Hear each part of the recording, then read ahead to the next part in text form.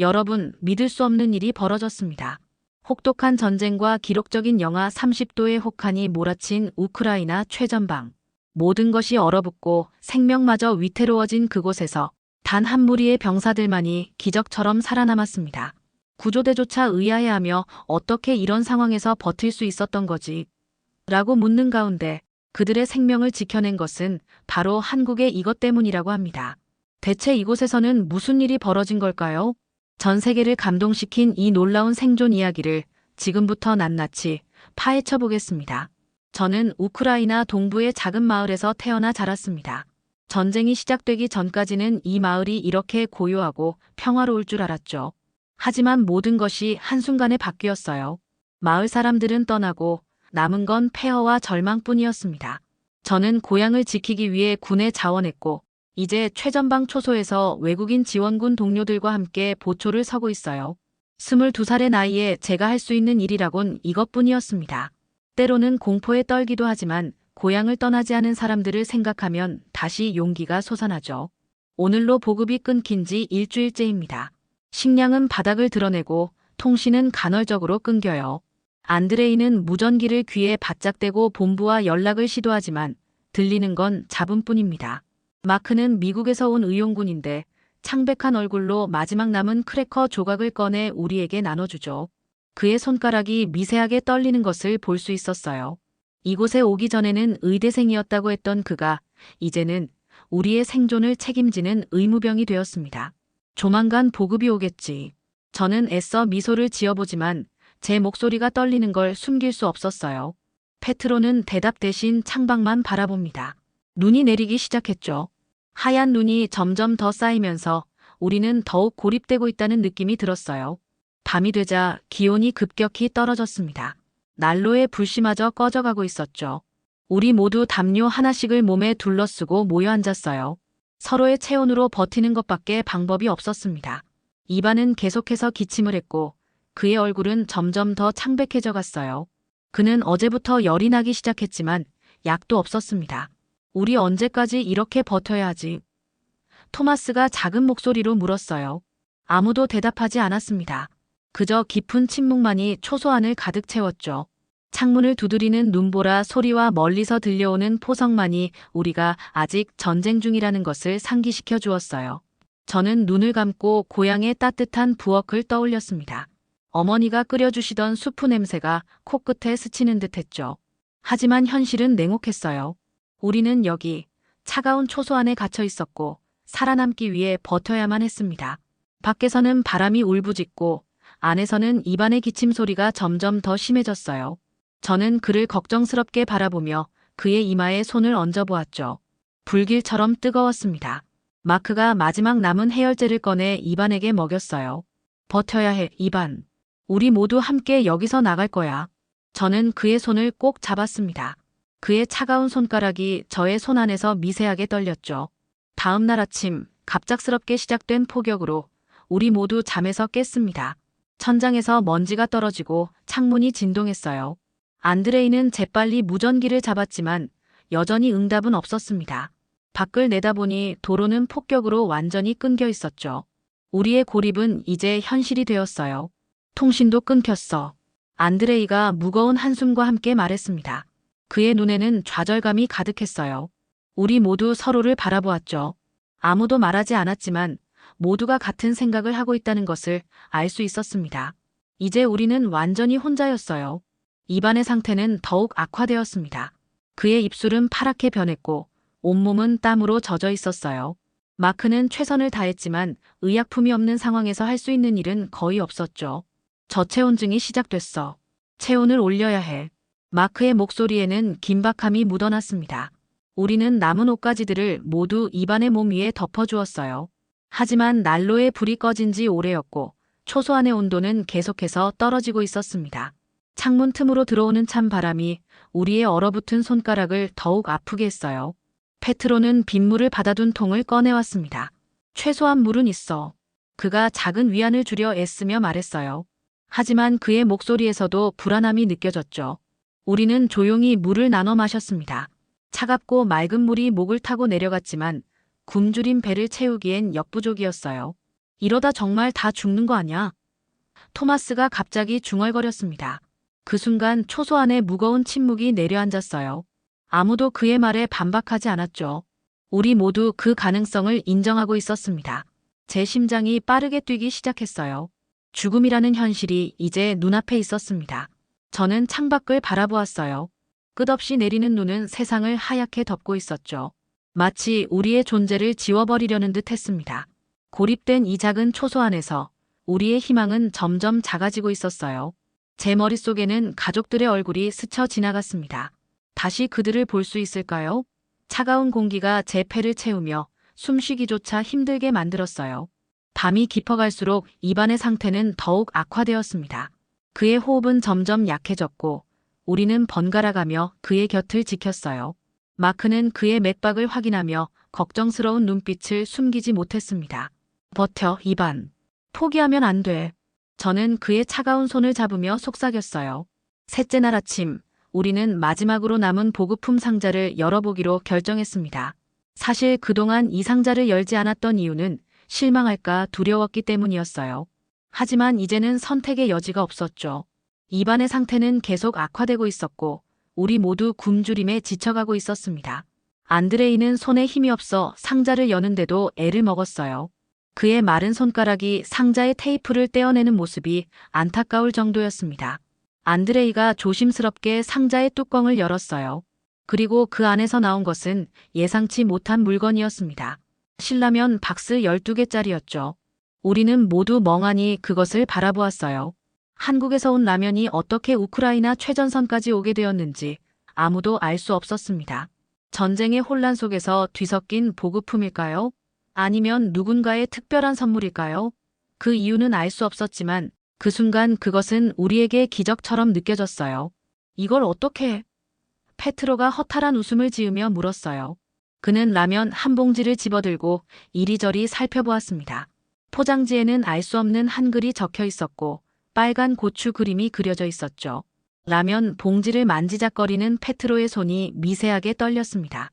그것은 굶주림 때문이기도 했지만 어쩌면 작은 희망이 생겼기 때문일지도 몰라요. 그때 토마스의 눈이 반짝였어요. 물이 있으니까 끓여보자. 그가 갑자기 활기찬 목소리로 말했습니다. 우리는 서로를 바라보았죠. 그의 말이 맞았어요. 우리에게는 빗물이 있었고 마지막 남은 고체 연료도 있었습니다. 어쩌면 이것이 우리가 찾던 기회일지도 몰라요. 우리의 얼어붙은 마음에 작은 불씨가 일어나기 시작했습니다. 마크가 재빨리 작은 냄비를 꺼내왔어요. 페트로는 빗물을 조심스럽게 담았죠. 안드레이는 마지막 남은 고체 연료에 불을 붙였습니다. 작은 불꽃이 일어나자 우리의 얼굴에 희미한 미소가 번졌어요. 오랜만에 보는 따뜻한 빛이었습니다. 그 작은 불빛이 우리의 얼굴을 밝게 비추었죠. 마치 희망의 등불처럼 말이에요. 물이 끓기 시작하자 토마스가 조심스럽게 라면을 넣었어요. 건더기 스프와 분말 스프를 모두 넣었죠. 곧 초소 안에는 라면 특유의 향긋한 냄새가 퍼지기 시작했습니다. 그 순간 우리 모두의 위장이 울부짖었어요. 그 향기는 마치 다른 세상에서 온 것 같았습니다. 평화로운 세상, 전쟁이 없는 세상의 향기였죠. 라면이 다 익자 우리는 그것을 6명에게 나눠주었습니다. 한 봉지의 라면이 6명에게는 턱없이 부족했지만 그래도 무언가 따뜻한 것을 먹을 수 있다는 사실만으로도 감사했어요. 우리는 각자 작은 컵에 국물을 조금씩 나눠 담았습니다. 그 양은 정말 적었지만 그 순간만큼은 그것이 세상에서 가장 값진 식사처럼 느껴졌죠. 국물을 한 모금 떠먹은 순간 이상한 일이 일어났습니다. 쓰러져 있던 입안이 미세하게 눈을 떴어요. 따뜻해. 그가 희미한 목소리로 말했죠. 우리는 모두 놀라서 그를 바라보았습니다. 마크는 재빨리 이반에게 국물을 더 먹였어요. 이반의 창백했던 얼굴에 조금씩 혈색이 돌아오기 시작했습니다. 그것은 마치 기적과도 같았죠. 신라면의 매콤하고 따뜻한 국물이 우리의 몸을 데웠어요. 단순한 음식 이상이었습니다. 그것은 희망이었죠. 제 눈에 눈물이 고였어요. 이 작은 국물 한 모금이 우리에게 다시 살아갈 힘을 주고 있었습니다. 마치 어머니의 손길처럼 따뜻하게 우리를 감싸 안았죠. 더 끓여볼까? 안드레이가 조심스럽게 제안했어요. 우리는 모두 고개를 끄덕였습니다. 남은 고체 연료를 아껴가며 우리는 두 번째 라면을 끓이기 시작했죠. 이번에는 조금 더 자신감 있게 요리했어요. 토마스는 심지어 약간의 웃음까지 지었습니다. 그의 웃음을 본 지가 얼마나 오래되었는지 기억조차 나지 않았어요. 두 번째 라면이 완성되자 우리는 이번에도 6명이 나눠 먹었습니다. 하지만 이번에는 더 이상 절망적인 분위기가 아니었어요. 뜨거운 국물을 마시며 우리는 조금씩 대화를 나누기 시작했죠. 마치 오랜 침묵 끝에 다시 목소리를 찾은 것 같았습니다. 내가 한국에 갔었을 때 이런 라면을 먹어봤어. 페트로가 회상하듯 말했어요. 유학 시절이었는데 한국 친구들이 자주 끓여줬지. 정말 맛있었어. 그의 이야기를 들으며 우리는 잠시나마 이 전쟁터를 벗어난 기분이 들었습니다. 우리는 각자의 평화로웠던 시절을 떠올렸죠. 입안의 상태는 조금씩 호전되기 시작했어요. 그의 체온이 조금씩 올라가고 있었습니다. 마크는 안도의 한숨을 내쉬었죠. 신라면이 입안을 살렸어. 그가 작은 목소리로 말했어요. 우리는 모두 고개를 끄덕였습니다. 그것은 과장이 아니었어요. 이 따뜻한 국물이 우리에게 생명을 불어넣고 있었습니다. 밤이 되자 우리는 남은 10개의 라면을 조심스럽게 정리했어요. 이제 우리에게는 계획이 있었습니다. 하루에 한 개씩 열흘 동안 버티는 거죠. 그리고 그 시간 동안 반드시 구조가 올 것이라고 믿기로 했어요. 이 작은 희망은 우리에게 엄청난 힘이 되었습니다. 살아야 해. 이 국물처럼 뜨겁게. 저는 작은 목소리로 말했어요. 동료들이 제 말을 듣고 모두 고개를 끄덕였습니다. 우리는 서로의 손을 꼭 잡았죠. 손끝에서 전해지는 온기가 더 이상 차갑지 않았어요. 마치 신라면의 온기가 우리 몸 구석구석에 퍼진 것 같았습니다. 그날 밤 우리는 오랜만에 평온한 잠을 잤어요. 뱃속의 따뜻함이 온몸으로 퍼져 추위를 이겨낼 수 있었습니다. 창밖에서는 여전히 눈보라가 몰아치고 있었지만 이제 우리의 마음속에는 작은 불꽃이 타오르고 있었죠. 그리고 그 불꽃의 이름은 희망이었습니다. 다음 날부터 우리의 일상은 완전히 달라졌습니다. 아침이면 우리는 함께 모여 그날의 신라면을 끓이는 의식을 치렀어요. 그것은 단순한 식사 준비가 아니라 우리 모두에게 하루를 시작하는 희망의 의식이 되었죠. 페트로는 심지어 라면을 끓이는 방법을 연구하기 시작했습니다. 물을 조금 적게 넣으면 국물이 더 진해져. 그가 진지하게 말하는 모습이 웃음을 자아냈어요.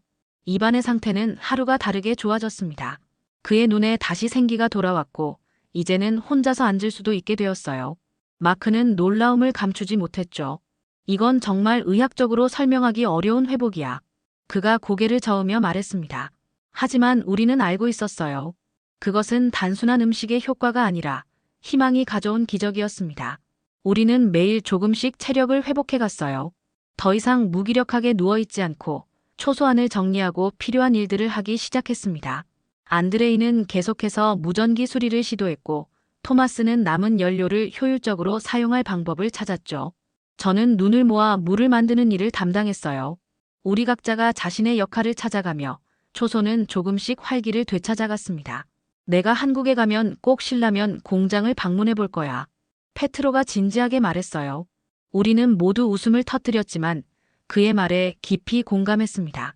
이 작은 라면이 우리의 생명을 구했으니까요. 마크는 심지어 신라면 포장지를 모아 작은 일기장을 만들기 시작했어요. 그 안에 우리의 이야기를 적었습니다. 언젠가 이 이야기를 세상에 알려야 해. 그가 말했죠. 저는 종종 창밖을 바라보며 생각에 잠겼어요. 눈은 여전히 내리고 있었지만 이제 그것이 두렵지 않았습니다. 우리에게는 따뜻한 국물이 있었고 그것으로 충분했죠. 가끔은 멀리서 포성이 들리기도 했어요. 전쟁은 여전히 계속되고 있었습니다. 하지만 우리의 작은 초소 안에서는 평화로운 시간이 흘러가고 있었죠. 다음 보급이 오면 꼭 신라면을 요청해야겠어. 안드레이가 농담처럼 말했어요. 우리는 모두 고개를 끄덕였습니다. 이제 신라면은 단순한 음식이 아니라 우리 모두의 생명줄이자 희망의 상징이 되었죠. 빨간 봉지와 매콤한 향기는 우리의 추억 속에 깊이 각인되었습니다. 밤이면 우리는 둘러앉아 서로의 이야기를 나누었어요. 전쟁 전에 삶 꿈꾸던 미래, 그리고 이 전쟁이 끝나면 하고 싶은 일들. 그런 대화 속에서 우리는 서로를 더 깊이 알아가기 시작했습니다. 이제 우리는 단순한 전우가 아니라 생사를 함께한 가족과도 같았죠. 이 국물처럼 뜨겁게 살아가자. 제 말은 이제 우리 모두의 모토가 되었어요. 어떤 상황에서도 포기하지 않고 끝까지 희망을 붙잡는 것. 그것이 우리가 신라면에게서 배운 가장 큰 교훈이었습니다. 열흘째 되는 날 아침, 우리가 마지막 신라면을 끓이고 있을 때였습니다. 멀리서 헬기 소리가 들려왔어요. 처음에는 환청인 줄 알았죠.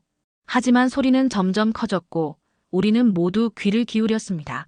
페트로가 먼저 밖으로 뛰쳐나갔어요. 헬기다. 정말 헬기야. 그의 외침에 우리 모두는 자리에서 벌떡 일어났습니다. 눈 덮인 들판 위로 구조 헬기가 천천히 내려오고 있었어요. 그 순간의 감정은 말로 표현하기 어렵습니다. 기쁨, 안도, 놀라움, 그리고 믿기지 않는 현실감이 모두 뒤섞였죠. 우리는 서로를 끌어안았고 입안은 울음을 터뜨렸습니다. 살았어. 우리 정말 살았어. 그가 떨리는 목소리로 말했어요. 구조대원들이 헬기에서 내려와 우리에게 달려왔습니다. 그들의 얼굴에도 놀라움이 가득했어요. 일주일 전부터 수색했지만 생존자가 있을 거라 생각하지 못했습니다. 통신이 완전히 끊겼거든요. 선임 구조대원이 말했죠. 우리는 기적적으로 살아남은 것이었습니다. 어떻게 버텼던 거죠? 헬기로 향하는 길에 구조대원이 물었어요. 저는 품에 안고 있던 마지막 신라면 박스를 보여주며 웃었습니다. 한 봉지의 한국 라면 덕분입니다. 구조대원은 이해하지 못하는 표정이었지만 우리 6명은 모두 알고 있었죠. 이 작은 라면이 우리에게 얼마나 큰 의미였는지를. 헬기 안에서 우리는 따뜻한 담요를 덮고 뜨거운 차를 마셨습니다. 하지만 제 손에서는 여전히 신라면 박스를 놓지 않았어요. 그것은 이제 제 보물이자 생명의 상징이 되었습니다. 창밖으로는 눈 덮인 풍경이 빠르게 지나갔고 우리는 점점 전쟁터에서 멀어져 갔죠. 병원에 도착하자 의료진들이 놀라워했습니다. 열흘 동안 고립된 상황에서 우리 모두가 심각한 저체온증이나 영양실조 없이 살아남았다는 사실이 믿기지 않았던 거죠. 특히 입안의 상태는 의학적으로 기적에 가까웠습니다. 어떻게 이런 일이? 담당 의사가 고개를 저었어요. 마크는 병원 침대에 누워 웃음을 지었습니다. 신라면의 마법이죠. 그가 말했어요. 우리는 모두 그의 말에 고개를 끄덕였습니다. 과학적으로 설명할 수 없는 일이었지만 우리는 그것이 진실임을 알고 있었죠. 때로는 희망과 의지가 과학을 넘어서는 법이니까요. 기자들이 우리의 이야기를 듣기 위해 병원을 찾아왔습니다. 우리의 생존 이야기는 빠르게 퍼져나갔어요. 최전방 초소에서 열흘 동안 신라면으로 버틴 병사들이라는 제목의 기사가 여러 신문의 헤드라인을 장식했죠. 심지어 한국 언론에서도 우리 이야기를 다루기 시작했습니다. 요양을 마친 후 저는 다시 부대로 복귀했어요. 하지만 이제 모든 것이 달라져 있었습니다.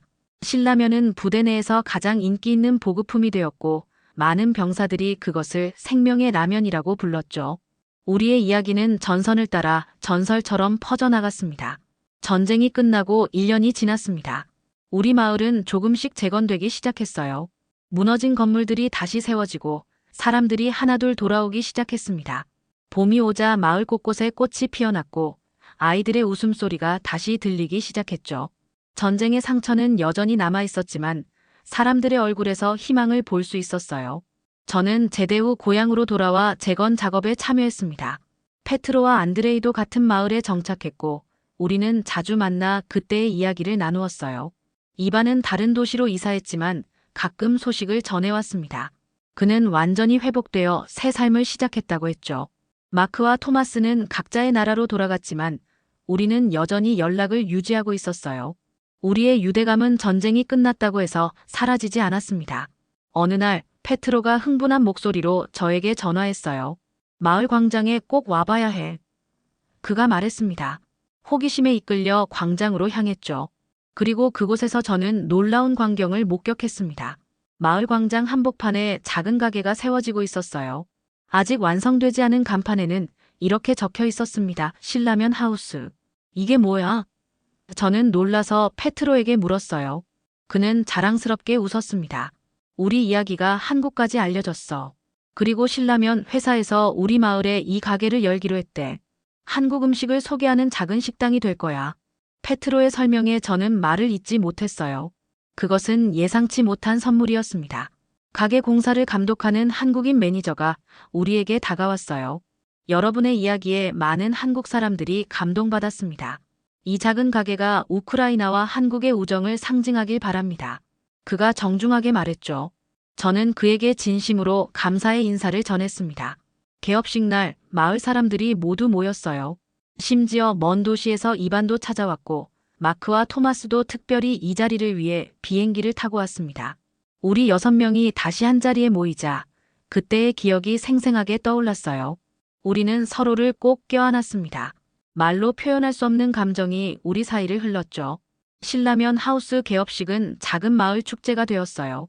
한국에서 온 요리사들이 다양한 한국 음식을 선보였고 물론 신라면도 특별한 방법으로 요리했습니다.